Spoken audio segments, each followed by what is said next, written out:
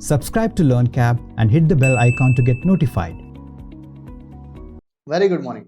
आज हमको बात करनी है नया टॉपिक, नया चैप्टर है और इसका नाम है आपका prospectus and allotment of securities. Right, ये जो हमारे पास टॉपिक है, चैप्टर है, इसको बेसिकली दो पार्ट में डिवाइड किया गया है। ओवरऑल अगर हम बात करें तो ये सेक्शन 23 से लेकर सेक्शन 42 तक का इसमें कवरेज है, पहली बात। दूसरी बात, ये जो कंसेप्ट है हमारे पास में, इसको दो पार्ट में डिवाइड किया गया। इनफैक्ट इटसेल्फ कंपनीज एक्ट में पार्ट 1 डील करता है किस चीज से? Prospectus and allotment of security से, एंड पार्ट 2 बात करता है आपका प्राइवेट प्लेसमेंट से। और ये प्राइवेट प्लेसमेंट के लिए स्पेसिफिक सेक्शन है, सेक्शन 42 डील करता है। इसका मतलब ये है सेक्शन 42 के पहले के सारे सेक्शंस पार्ट 1 में आएंगे एंड सेक्शन 42 है वो पार्ट 2 का स्पेसिफिक प्रोविजन होगा। As far as CA inter की बात करें तो सेक्शन 24, सेक्शन 30, 33, 38 एंड 41 में 22 एग्जामिनेशंस के लिए ये पर्टिकुलर सेक्शंस जो हैं वो एप्लीकेबल नहीं है। हाउएवर फिर भी हमने सेक्शन 24, 33, 38 इंसर्ट किया है और इसकी हम बात करेंगे। सिर्फ और सिर्फ नॉलेज पर्पस के लिए आप जाएं इसको पढ़ने के लिए, आप एग्जाम पॉइंट ऑफ व्यू से ये काम का नहीं सेक्शन है। लेट्स स्टार्ट करें हम अपना कॉन्सेप्ट चैप्टर 3 का। और चैप्टर 3 बात करता है prospectus and allotment of securities की। सबसे पहले हम चैप्टर 3 को स्टार्ट करें, सबसे पहले हम डेफिनेशन पकड़ते हैं किस चीज की? प्रोस्पेक्टस की। क्यों? क्योंकि जब भी आप अलॉटमेंट ऑफ सिक्योरिटीज बात करोगे, इसके सबसे पहली स्टेप क्या होगी कि भाई प्रोस्पेक्टस इश्यू करो। क्योंकि आप प्रोस्पेक्टस इश्यू करोगे तभी पब्लिक देगी, तभी अलॉटमेंट होगा। तो अलॉटमेंट एक लास्ट स्टेप है, सबसे पहली स्टेप क्या है? प्रोस्पेक्टस की। तो सबसे पहले हम बात करते हैं प्रोस्पेक्टस की डेफिनेशन। और जो प्रोस्पेक्टस की डेफिनेशन है, किसकी डेफिनेशन है? जो प्रोस्पेक्टस की डेफिनेशन है वो दी गई है आपको किसमें? प्रोस्पेक्टस की डेफिनेशन है वो है आपको सेक्शन 2 क्लॉज 70 में। अब ध्यान से, आपको पता है ऐसा प्रोस्पेक्टस क्या होता है? हम जब स्कूल में एडमिशन हुआ करता था, कॉलेज में एडमिशन लेने गए थे, तो हमें एक प्रोस्पेक्टस फिल आउट किया था। राइट, हमने जब अपने इंस्टीट्यूट का examination form, sorry enrolment form भरा था फर्स्ट टाइम, तो हमको एक प्रोस्पेक्टस दिया गया था कि भाई आप क्या बनोगे बड़े होकर, कितना स्कोप है, क्या चीज है, ओवरऑल सब चीजें, पूरी की पूरी information about that particular issue is mention in the prospectus. तो वैसा ही कंसेप्ट यहाँ होता है प्रोस्पेक्टस में। तो उन्होंने क्या बोला? Any document. प्रोस्पेक्टस क्या है? डॉक्यूमेंट है जो इशू किया है एज अ प्रोस्पेक्टस, या इसमें red herring prospectus and SH, SH मतलब शेल्फ प्रोस्पेक्टस की हमने बात की है। राइट, शेल्फ प्रोस्पेक्टस भी इसमें आता है, बहुत ध्यान से। तो उन्होंने क्या बोला? प्रोस्पेक्टस एक डॉक्यूमेंट है। राइट, प्रोस्पेक्टस क्या है? एक डॉक्यूमेंट है इशूड एज अ प्रोस्पेक्टस। और इसमें क्या शामिल है? रेड हेरिंग प्रोस्पेक्टस शामिल है एंड शेल्फ प्रोस्पेक्टस भी शामिल है, जो कंपनी इशू करती है। क्यों इशू करती है? कि भाई पब्लिक सब्सक्रिप्शन करे, पब्लिक परचेस करे कोई भी कंपनी की securities of a body corporate. Right, अब इंपॉर्टेंट चीज, प्रोस्पेक्टस में होता है इनविटेशन, और ये इनविटेशन हम किसको देते हैं? पब्लिक को देते हैं। किसके बिहाफ पर देंगे? कंपनी के बिहाफ पर देंगे। क्यों देंगे? कि भाई आप हमारी कंपनी के शेयर को परचेज करो या सब्सक्राइब करो हमारी कंपनी की सिक्योरिटीज। और जब भी हम सिक्योरिटीज वर्ड ढूंढते हैं, राइट, जब भी हम सिक्योरिटीज वर्ड, तो हम सिक्योरिटी की डेफिनेशन के लिए section 2H of SCRA act 1956 की बात करते हैं। राइट, तो सिंपल शब्दों में बोले, सेक्शन 2 क्लॉज 70 बात करता है प्रोस्पेक्टस की डेफिनेशन, और इसमें क्या लिखा है? कोई भी document that includes prospectus, red herring prospectus, shelf prospectus, ये आगे टर्म्स आएंगी, आगे इनके रिस्पेक्टिव सेक्शंस हैं। जो कंपनी इशू करती है किस पर्पस के लिए? ताकि पब्लिक हमारे शेयर्स को सब्सक्राइब करे, कंपनी के सिक्योरिटीज को परचेज करे, हम उनको एक तरह से इनविटेशन इशू करते हैं। ये है आपका सेक्शन 2 क्लॉज 70 में प्रोस्पेक्टस की डेफिनेशन।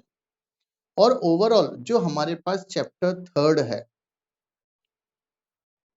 जो हमारे पास चैप्टर थर्ड, याद रखना ये chapter third of companies act 2013 का है, राइट। ये चैप्टर थर्ड कहाँ का है? ये कंपनीज एक्ट का चैप्टर थर्ड है, जिसमें किस चीज के प्रोविजंस हैं? प्राइवेट प्लेसमेंट एंड प्रोस्पेक्टस के। अब ये बोलता है चैप्टर थर्ड कि भाई पब्लिक कंपनी है, पब्लिक कंपनी को सिक्योरिटी इशू करना है। क्या क्या इशू करेगा? पब्लिक को इशू करेगा थ्रू प्रोस्पेक्टस, बोले तो पब्लिक ऑफर, मतलब पब्लिक कंपनी पब्लिक ऑफर लेके आ सकती है, प्राइवेट प्लेसमेंट लेके आ सकती है, राइट इशू या बोनस शेयर लेकर आ सकती है, राइट। तो पब्लिक कंपनी सब तीन तरीके से पैसा रेज कर सकती है पब्लिक से। तो उन्होंने बोला आप पब्लिक ऑफर लेकर आ जाओ, आप प्राइवेट प्लेसमेंट लेकर आ जाओ। प्राइवेट प्लेसमेंट का जिक्र कहाँ है? सेक्शन 42 में है। राइट इशू या बोनस शेयर सेक्शन 63 में है, राइट। आप ये लेकर आ जाओ, हमें कोई प्रॉब्लम नहीं है। आगे अब आपने देखा होगा यहाँ पब्लिक ऑफर पे स्टार लिखा है। पब्लिक ऑफर में दो टर्म शामिल होती हैं, एक होता है आईपीओ और एक होता है ओएफएस। अच्छा, IPO and FPO to the public. अब ये आईपीओ क्या होता है? बहुत ध्यान से, जब भी मेरी company first time shares issue करती है, वो कंसेप्ट को हम क्या बोलते हैं? मेरी कंपनी आईपीओ लेकर आई है। मेरी company second time shares issue करेगी, उसको हम आईपीओ नहीं कहेंगे, उसको हम एफपीओ कहेंगे। मेरी company third time share issue करती है, उसको हम आईपीओ नहीं कहेंगे, उसको हम एफपीओ कहेंगे। फर्स्ट टाइम जब मेरी कंपनी शेयर इशू लेकर आती है, उसको हम क्या बोलते हैं? आईपीओ। उसके बाद जितनी बार भी मेरी कंपनी शेयर इशू करेगी, इट इज कॉल्ड एफपीओ। सीधी बात है, पहली पहली बार जो होता है वही पहला प्यार होता है, दूसरी बार, तीसरी बार, चौथी बार, पांचवी बार जो हुआ है वो पहला कभी नहीं होता, राइट। चले, तो आईपीओ मतलब initial public offer. First time जो मेरी कंपनी इशू लेकर आ रही है, इट इज कॉल्ड आईपीओ। और सब्सिक्वेंटली मेरी कंपनी कोई भी इशू लेकर आ रही है जिंदगी में कभी भी, इट इज कॉल्ड एफपीओ। अब ओएफएस क्या है? सिंपल शब्दों में समझे सब, OFS offer for cell of securities bye an existing share holder. बहुत ध्यान से, कंपनी, अभी क्या होता है? कंपनी अपने शेयर्स पब्लिक को देती है सब्सक्राइब करने को, ये बोलेंगे अपन IPO FPO. But in case of OFS, यहां पर एग्जिस्टिंग जो शेयर होल्डर है वो अपने शेयर कंपनी को देता है और कंपनी ये शेयर्स को पब्लिक को देती है। That concept is known as a offer for sale. नाम से लग रहा है यार, एग्जिस्टिंग शेयर होल्डर ने अपने शेयर ऑफर किए हैं सेल करने के लिए, that is called OFS, offer for cell. इसका भी हमारे पास सेक्शन है। आगे, प्राइवेट कंपनी के पास कितने रास्ते हैं पैसा जुटाने के? तो लॉ ने बोला भैया प्राइवेट प्लेसमेंट का सहारा ले लो या राइट इशू या बोनस शेयर का सहारा ले लो, आप यहां से पैसा जोड़ सकते हैं। आगे, such class of public company may issue such class of securities for the purpose of listing on a permitted stock exchange in permissible foreign jurisdiction or such other jurisdiction as may be prescribed। Law ने एक line लिख दी कि भाई कोई कोई public companies को हम allow कर सकते हैं कि आप फॉरेन ज्यूरिडिक्शन में परमिटेड स्टॉक एक्सचेंज में लिस्ट आउट हो सकते हैं। तो फर्स्ट चार्ट बात करता है डेफिनेशन पार्ट की, और क्या बात करता है कि भाई पब्लिक कंपनी कितने तरीके से पैसा रेज कर सकता है। तो पब्लिक कंपनी के पास तीन तरीके हैं पैसा रेज करने के: public offer, private placement, right issue, bonus share. Public offer में दो चीजें शामिल होती हैं, आईपीओ एफपीओ या ओएफएस। ओएफएस मतलब offer for sale by existing share holder. Private company के पास दो रास्ते, प्राइवेट प्लेसमेंट एंड राइट और बोनस शेयर्स। और को दूसरी पब्लिक कंपनी को गवर्नमेंट नोटिफाई कर सकती है जो लिस्ट आउट हो सकती है in a permissible foreign jurisdiction. चले भाई थ्योरी कंसेप्ट को देखें। भाई कंसेप्ट क्या है? तो prospectus and allotment of security है। This chapter is based on chapter third of companies act. बहुत ध्यान से देखें, ये हमारा चैप्टर नहीं है chapter third, chapter third companies act का चैप्टर थर्ड है। In short the act consisting of section, भाई कहां से कहां तक सेक्शन कवर है, 23 से लेकर 42 तक कवर है। डील करते हैं प्रोस्पेक्टस से, अलॉटमेंट ऑफ सिक्योरिटी से, ऑलरेडी हम बात कर चुके हैं। The Act provides the manner in which securities can be issued by public company and private company. Act बताएगा भाई पब्लिक कंपनी प्राइवेट कंपनी को किस तरीके से सिक्योरिटीज इशू करना है। चैप्टर थर्ड को दो पार्ट में डिवाइड है। फर्स्ट पार्ट बात करता है कि भाई आप पैसा रेज कर सकते हैं थ्रू पब्लिक ऑफर, और सेकंड पार्ट बात करता है एक्सक्लूसिवली सेक्शन 42 की बात, that is called private placement की बात। डायग्राम में सारे के सारे सेक्शंस कवर हैं भाई। Prospectus and allotment of securities के सेक्शन 23 से लेकर 42 का जिक्र है। Public company private company, issue of prospectus and related matters के ये सेक्शन है। अलॉटमेंट ऑफ सिक्योरिटीज का अलग से specific section, important section, section 39। Penalties के लिए अलग अलग सेक्शन है एंड प्राइवेट प्लेसमेंट का अलग अलग सेक्शन, सेक्शन 42 का रेफरेंस है। ये सेक्शन 447 है, ये बात करता है भाई पनिशमेंट फॉर फ्रॉड की। अगर कंपनी ने कोई फ्रॉड किया, ये सेक्शन भी हम डिस्कस करेंगे इसी चैप्टर में। भाई अगर कंपनी ने फ्रॉड किया तो उसके लिए अलग अलग केसेस में अलग अलग पनिशमेंट प्रिस्क्राइब्ड है। चलो, public offer and private placement concept क्या है। Various modes of issue of securities by a public company private company are shown in the following diagram. ध्यान से, पब्लिक कंपनी के पास कितने रास्ते भाई, पब्लिक ऑफर लेकर आ जाओ, private placement, right issue, bonus share. Private company के पास private placement, right issue and bonus shares. और पब्लिक ऑफर को हमने काहे में डिवाइड किया है, IPO, FPO and OFS. Section याद रखना हो रखे, सब सेक्शन 28 है जो ओएफएस की बात करता है, राइट। तो ये हमारा कॉन्सेप्ट है किस चीज का यार, ओवरऑल इश्यू ऑफ सिक्योरिटीज में, कि भाई कौन कौन सी कंपनी किस किस तरीके से पब्लिक से पैसा रेज कर सकती है। चलो, तो ये सेक्शन 23 सब सेक्शन 1 है। अ पब्लिक कंपनी में issue securities to public through prospectus, that is called public offer, through private placement by complying the part 2। ये याद रखना, एग्जाम में लिख कर आओगे, मार्क्स अच्छे मिलेंगे, part 1 part 2। Through a right issue bonus share with the provision of the act. और सबसेक्शन 2 बात करता है भाई प्राइवेट कंपनी के लिए, प्राइवेट कंपनी प्राइवेट प्लेसमेंट या राइट और bonus share as per the act provisions. By way of explanation, it is provided that public offer includes IPO, FPO of securities to the public by the company, or an offer for sale to the public by the existing shareholder through issue of prospectus. चलें, the provision of section 23 are tabulated below. Public offer including IPO, FPO, कौन सी कंपनी, public company ला सकती है, yes, private company no. Private placement दोनों ला सकती हैं, राइट बोनस दोनों ला सकती हैं। Compliance with the SEBI regulation, yes for listed company और company propose to be listed, और प्राइवेट कंपनी के लिए नो है।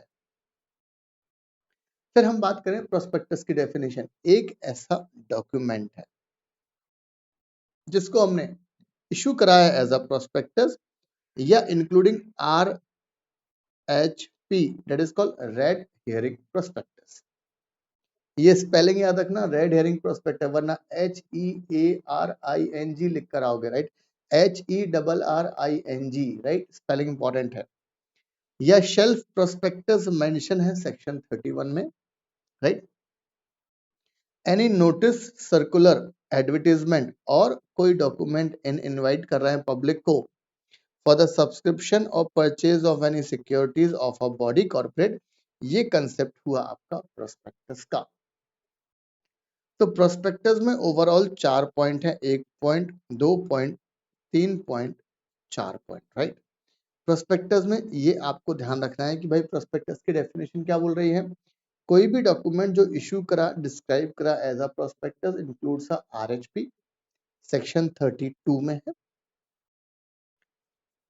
RHP सेक्शन 32 में है, शेल्फ प्रोस्पेक्टस सेक्शन 31 में है, ऑफर फॉर सेल सेक्शन 28 में है, राइट। कुछ कुछ सेक्शन बेहद इंपॉर्टेंट है जो हम याद करते जाएंगे। प्राइवेट प्लेसमेंट सेक्शन 42 में है। चले एमसीक्यू क्वेश्चन देखें। First, dash means a memorandum containing such salient features of a prospectus as may be specified by SEBI by making regulation in this behalf. Right? Second question, अच्छा first question का जवाब अभी आप नहीं दे सकते क्योंकि first question का जवाब के लिए आपको अभी ये पढ़ना पड़ेगा हमको एवरेज प्रोस्पेक्टस का, इसको हम बाद में देखते हैं।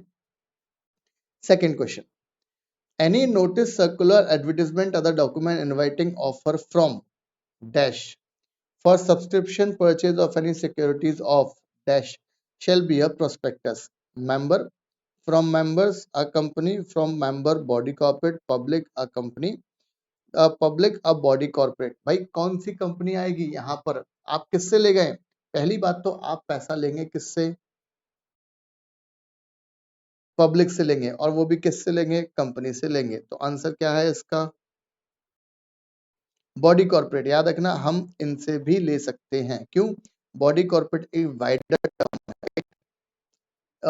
dash is included in the definition of prospectus any document described issued as a prospectus। ये भी शामिल है, ये भी शामिल है, ये भी शामिल है। तो आंसर क्या होगा? All the above. A public company may issue securities to public by issuing of prospectus। बिल्कुल सही है। Private placement, right issue, bonus shares, बिल्कुल सही है। पब्लिक ऑफर में आईपीओ, एफपीओ, ओएफएस सारे के सारे शामिल हैं। ऑल दीज अबव शामिल है। तो ओवरऑल ये आपके पास 4 एमसीक्यूज हैं। फर्स्ट एमसीक्यू अभी जल्दी ही पढ़ लिया, राइट? चले, तो ये हमारा फर्स्ट चार्ट कंप्लीट हुआ। अब सेक्शन 24 है, just for knowledge, power of SEBI. आपको सेबी को बताया है कि भाई सेबी को पावर है कि कोई भी रेगुलेट कर सके किसी भी इशू को या ट्रांसफर ऑफ सिक्योरिटीज को। The provision contained in this chapter in so far as they relate to issue और transfer of security, issue करना है सिक्योरिटीज या ट्रांसफर करना है ये पर्टिकुलर चीज के लिए, नॉन पेमेंट ऑफ डिविडेंड के लिए बाय लिस्टेड कंपनी। जब भी लिस्टेड कंपनी का जिक्र आएगा तो सेबी बीच में खड़ा हो जाएगा। और those company which intends to get their securities listed on any RSE in India except as provided under this act be administered by SEBI by making regulation in this behalf. In any other case be administered by the central government। बराबर है। Listed company को छोड़कर बाकी दूसरी company उनके लिए central government के rules हैं। The SEBI shall exercise its power as provided in the SEBI Act 1992 for matters connected therewith। ये मैटर के लिए सेबी को जो पावर उनके एक्ट में दे रखी है वो एक्सरसाइज करेगा। तो सिंपल सा कंसेप्ट, जनरल नॉलेज वाला कंसेप्ट है। ये रहा आपके पास कि भाई गवर्नमेंट पावर एक्सरसाइज करेगा। चल, सबसे पहला इंपॉर्टेंट सेक्शन हम बात करने वाले हैं डीम्ड प्रोस्पेक्टस की।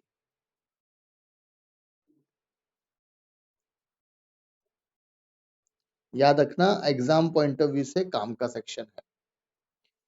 कंसेप्ट क्या है पहले हम वो समझते हैं। A company allot securities to any person being offered for sale to the public shall be deemed to be the prospectus if any of the condition is satisfied। पहला whole consideration का जिक्र है और दूसरा 6 महीने में जिक्र है। कंसेप्ट पकड़े, फिर हम बाद में बात करेंगे भाई कंसेप्ट की क्या बात करता है। कंसेप्ट क्या है वो इंपॉर्टेंट है हमारे पास, राइट? सबसे पहली बात तो यार सेक्शन याद रखना, सेक्शन 25 है डीम्ड प्रोस्पेक्टस। अब सबसे पहली बात तो सब डीम्ड मतलब क्या है? मान लिया जाए, राइट? कंसेप्ट क्या है? अगर कोई कंपनी को, फॉर एग्जांपल एक कंपनी है ए लिमिटेड। अब ए लिमिटेड कंपनी को पब्लिक को शेयर्स इश्यू करना है। किसको? पब्लिक को। अब अगर ए लिमिटेड कंपनी को पब्लिक को शेयर इश्यू करना है तो क्या करना पड़ेगा भाई? सिंपल लॉजिक है, that company needs to comply section 23 से लेकर 42, पूरा चैप्टर हमने ले लिया, आपको सेक्शन 23 से लेकर 42 तक फॉलो करना है। एक बात कंपनी ने एक जुगाड़ बनाई। कंपनी ने बोला हम ऐसे नहीं करेंगे, हम क्या करेंगे यार। कंपनी ने शर्मा जी को बुलाया।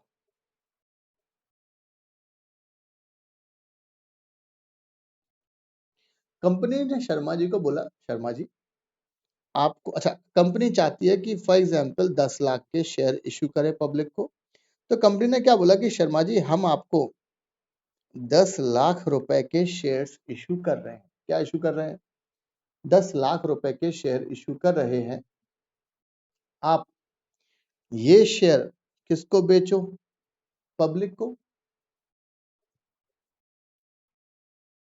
पब्लिक से पैसा लो, आपके पास पब्लिक से पैसा आएगा और वो पैसा पब्लिक से लेने के बाद वो पैसा आप हमको दे देना और हम अपने ऑब्जेक्ट में यूज कर लेंगे। राइट, ध्यान से। तो लॉ ने बोला ये जो ट्रांजैक्शन हो रहा है, राइट, दैट ट्रांजैक्शन, अब कंसेप्ट क्या है? कल के दिन कंपनी ने ऐसा काम कर दिया, फॉर एग्जांपल आप मान ले डीम्ड प्रोस्पेक्टस का प्रोविजन नहीं आया, तो प्रोस्पेक्टस के सेक्शन का कंप्लायंस करने से बचने के लिए कंपनी इस तरह की व्यवस्था कर सकता है। इंडिया में व्यवस्था का काम ज्यादा होता है, राइट। अब आरओसी गया कंपनी के पास। कौन गया साहब? आरओसी गया कंपनी के पास कि सर आपने डिफॉल्ट की है सेक्शन 23 से लेकर 42 की। कंपनी बोलेगी क्या डिफॉल्ट की है? तो वो बोलेगा सर आपने पब्लिक को शेयर इशू किए हैं, राइट, और आपने प्रोस्पेक्टस का नॉन कंप्लायंस किया है। ए लिमिटेड क्या बोलेगा, भाई मैंने पब्लिक को शेयर इशू नहीं करे, मैंने तो एक सिंगल इंडिविजुअल को शेयर दिए हैं और सिंगल इंडिविजुअल शर्मा जी को हम पब्लिक नहीं मानेंगे। राइट, अब बिल्कुल सही बात है। आरओसी शर्मा जी के पास गया, शर्मा जी को बोलता है शर्मा जी आपने पब्लिक को शेयर इशू करे हैं, भाई प्रोस्पेक्टस फाइल नहीं करा। शर्मा जी बोलेगा पागल हो गए क्या यार, मेरे ऊपर मैं क्या कंपनी हूं क्या? अरे भाई आरओसी को बोलेगा भाई कंपनीज एक्ट किसके ऊपर लगता? कंपनी के ऊपर, एक इंडिविजुअल व्यक्ति के ऊपर नहीं लगता कंपनीज एक्ट, राइट। तो लॉ को समझ में आ गया कि यार यहाँ पर ये कंपनीज वगैरह झोलझाल कर रही है, ये व्यवस्था बनाकर पब्लिक से पैसा रेज कर रही है। इन्होंने लेके सेक्शन 25 को इंट्रोड्यूस कर दिया और इन्होंने दो कंडीशन लगा दी है। दो कंडीशन क्या है? पहली, अच्छा कंपनी ने क्या बोला, शर्मा जी देखो यार आपको 10 लाख के शेयर इशू करना है, आप तो इशू करते जाओ और हमको पैसा देते जाओ, धीमे धीमे छुट्टा छुट्टा पैसा देते जाओ, 5-5, 10-10 हजार, 20-20, 50-50 हजार रुपए, हमें कोई दिक्कत नहीं है। तो एक्ट ने क्या बोला? एक्ट ने बोला कि बेटा अगर दोनों में से कोई भी कंडीशन आपकी फुलफिल हो गई तो जिस डॉक्यूमेंट के थ्रू आपने ये शेयर्स इशू किए हैं that document we will assume as a prospectus. It means you need to comply the section from 23 to 42।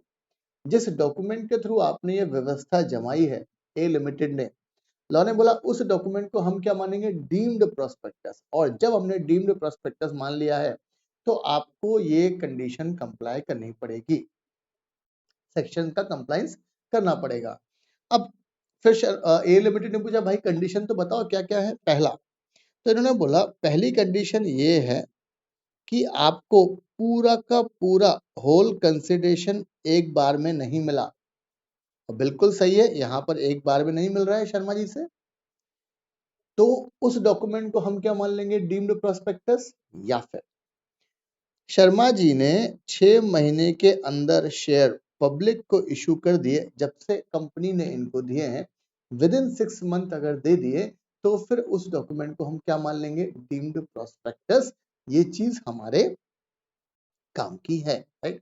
So deemed prospectus में अगर दो में से कोई भी एक कंडीशन फुलफिल हो गई तो जिस डॉक्यूमेंट के थ्रू आपने व्यवस्था जमाई है ना, प्रोस्पेक्टस के सेक्शन का नॉन कंप्लायंस, उससे बचने के लिए तो उन्होंने बोला उस डॉक्यूमेंट को हम क्या मान लेंगे? डीम्ड प्रोस्पेक्टस, और सेक्शन 25 हिट कर जाएगा। मेरे ख्याल से दिमाग में पूरा का पूरा क्लियर है। दो कंडीशन कौन कौन सी हैं? पूरा का पूरा कंसिडरेशन नहीं मिला है एक बार में, और दूसरी कंडीशन क्या है कि भाई आपने, शर्मा जी ने 6 महीने में वो शेयर पब्लिक को इशू कर दिए हैं, तो फिर दिक्कत है। मतलब अगर आपको इन प्रोविजन से बचना है, पूरा का पूरा पैसा दे दो या फिर 6 महीने के बाद शेयर अलॉट करो तो बच जाओगे। अदरवाइज तो उस डॉक्यूमेंट को हम डीम्ड प्रोस्पेक्टस मान लेंगे। देखे ध्यान से सेक्शन 25, अब पढ़े, अब बिल्कुल समझ में आएगा। A company allot securities to any person. Company, हमारे वाले एग्जाम्पल में ए लिमिटेड ने किसको दिए? शर्मा जी को दिए। और शर्मा जी को क्या बोला भाई? आप पब्लिक को बांटो ये share. shall be deemed to be the prospectus if it satisfy any of the one condition। दोनों के बीच में और है, वो भी इंग्लिश वाला। पहला point, whole amount of consideration is not received by the company। second point, securities are issued to public within 6 months। right, इन दोनों कंडीशन में से कोई भी एक कंडीशन फुलफिल हो गई, लॉ ने बोला that document we will treat as a deemed prospectus, then you need to comply from section 23 to section 42। चले भाई, अब deemed prospectus documents containing offer of securities for sale to be deemed prospectus। चलो, section 25 provides that any document by which offer of security for sale to the public is made shall be deemed to be the prospectus। Law ने बोला जो शर्मा जी ने document issue किया है, किसको? Public को। काहे के लिए? शेयर सब्सक्राइब के लिए। The document we will be taken as a deemed prospectus. Document which are deemed prospectus where a company allot or agrees to allot any securities of a company with a view to all or any of the securities being offered for sale to the public। आपको shares दिए गए हैं ताकि आप public को वो share बेचो। Any document by which the offer for sale to the public, जो भी डॉक्यूमेंट इशू किया है शर्मा जी ने, जिस भी पेपर के थ्रू शर्मा जी डॉक्यूमेंट, हम उसको क्या मान लेंगे? Deemed document, deemed prospectus. For all purposes is deemed to be the prospectus issued by the company, then all provision with respect to prospectus will apply to such deemed prospectus। सारे के सारे provision फिर उस deemed prospectus के ऊपर लग जाएंगे।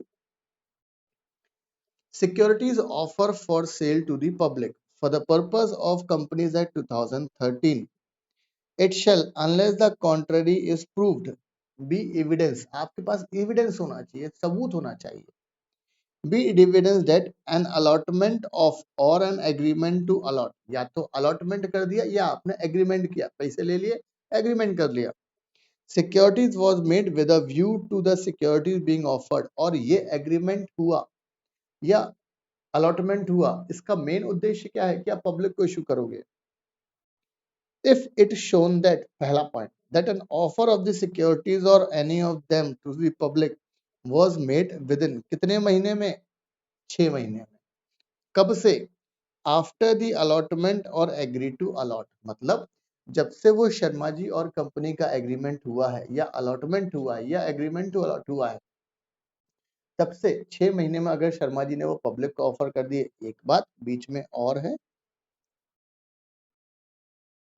और that at the date when the offer was made, the whole consideration to be received by the company in respect of security has not received। याद रखना, whole consideration मतलब फुल कंसिडरेशन। साहब जितने के शेयर 10 लाख के शेयर इशू करे हैं, तो शर्मा जी 10 लाख रुपया पूरा का पूरा कंपनी को एक बार में दे दे।